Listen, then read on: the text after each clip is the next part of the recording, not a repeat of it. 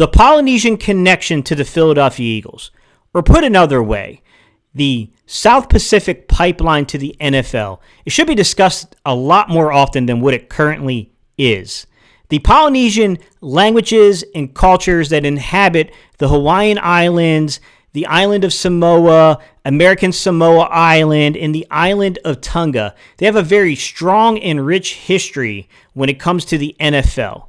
Within my lifetime, just here recently, I have watched the formation of the Polynesian Hall of Fame, the Polynesian Player of the Year Award, and the Polynesian Ball all get established within probably the last 10 years. When it comes to the Philadelphia Eagles, players such as one of my favorites, Vai Sekahema, to Isaac Sapoga, Haloti Nada, Elijah Qualls, Camus Grugier-Hill, Destiny Vio, Halapuli Vaiatai, Isaac Seamalu, Noah Togiai, Sua Apeta, Marlon Tuipulotu, Marcus Mariota, Jordan Malata, Noah Elise, and the topic of today's video, linebacker out of the University of Idaho, once upon a time was an undrafted free agent. Boy, did people miss on that one. And is currently pretty much the star of OTAs. The subject of today's video, Christian Elliss. Let's get it, guys. What's up, Cerebral Football fans? My name is Steven Hyder. This is Gate City Sports Channel. When I think about great Polynesian football players, there are three names that come to my mind. Number one is Kevin Maui. Number two is the late Junior Seau. And number three is the Hare, Troy Polamalu. I don't think that just Polynesian football players stand on the shoulders of these great men, but I think the NFL at large stands on the shoulders of these great men. However, there is one more player that I'd like to point out that had a very productive NFL career that many of us may not be familiar with, and that is the 20th overall pick in the 1995 draft. He went on to play 10 NFL seasons, had 2 Pro Bowl seasons, and then went on to have 12 kids, 7 of which were either adopted or fostered, and 3 of his sons are currently in the NFL. I'm referring to the patriarch of the Ellis family, Luther Elliss. This is the type of football stock that Christian Elliss is coming out of. This is the household where his older brother, Kaden, just had a really great season for the New Orleans Saints. His younger brother, Noah, who may be the youngest, but is certainly not the smallest, is also a member of this 90-man roster during the offseason for the Philadelphia Eagles. A guy fighting probably to be a backup nose tackle here on this Philadelphia Eagles football team.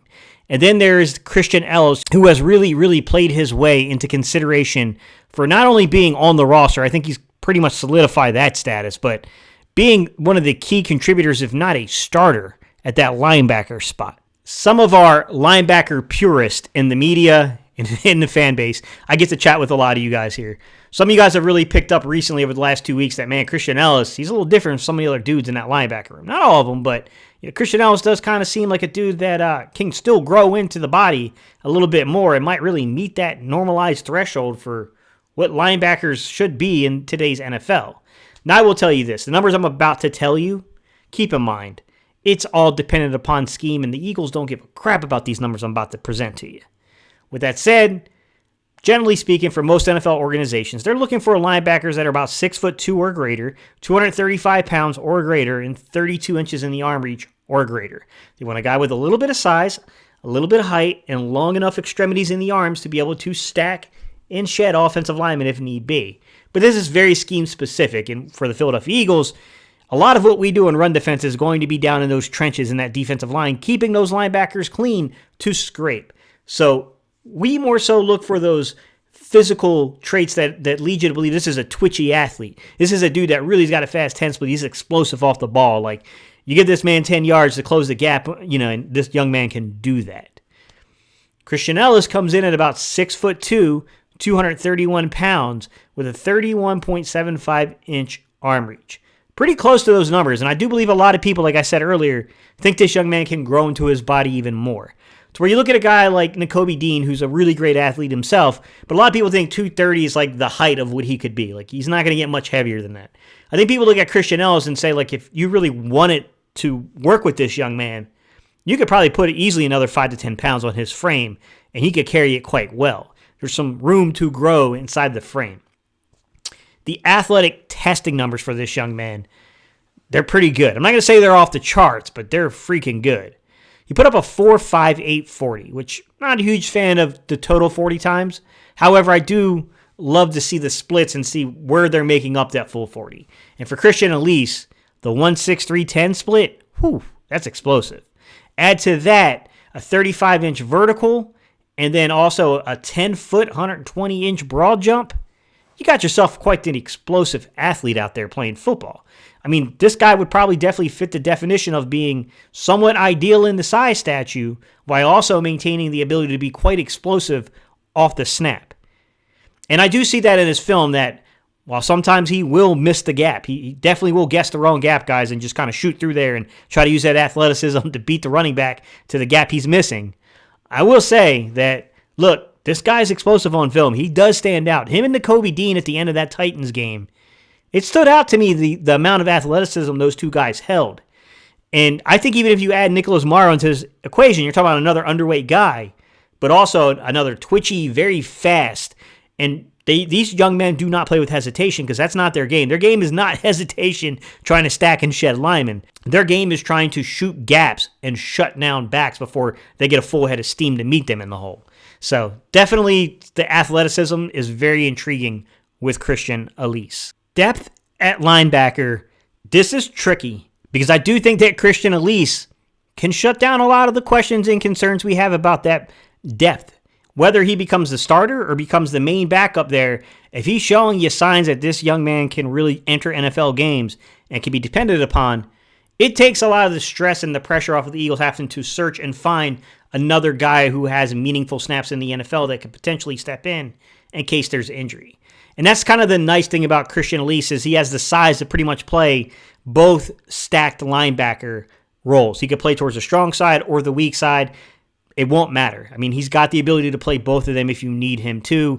And I do think that's a big leg up for the Eagles if he can actually lock this thing down and show you he can do that. That's going to be the tricky part here, right? I mean, we could talk all day long about who's going to win that Nicholas Morrow versus Christian Elliss, battle. And I think that's a good thing if you're even having that discussion because that means you're probably more solidified there than you think. But at the same time, man, I mean, we really need Christian Elliss. We really need Davion Taylor. We need these younger guys on the roster. We need these guys, to really step up and lock things down. These are the guys that have to prove they can play in the NFL for us. Because if you can have a four-man rotation there between, Nakobe Dean, Nicholas Morrow, Christian Elliss, and Davion Taylor, you have the kind of depth in this particular system that you're comfortable with. You got guys that can play. You feel pretty comfortable with them in your system and in your scheme. And you can take a deep breath at night. You don't have to worry so much about all the outcomes that could occur due to injuries over the course of the season. And before I jump off here, I need to address something. I owe you guys a token of gratitude. I don't know if you guys realize this or not, but I have a video that's almost at 62,000 views, okay? 1,100 likes on a video. And let me just explain to you somewhat about how the back end of YouTube works. When you guys who are subscribers receive the notification about a video and you guys click on it and you watch pretty much that first minute of the video or longer, that then signifies YouTube to push that video out. These videos can't do well. A guy who, we're talking almost 6xing my audience size in terms of the reach that video had. That doesn't happen if the 8,500 people who are basically subscribed to me right now don't click on that video and watch it for that length of time. I don't know what else I can say, guys, other than I really, really do appreciate you guys. You guys are awesome, man.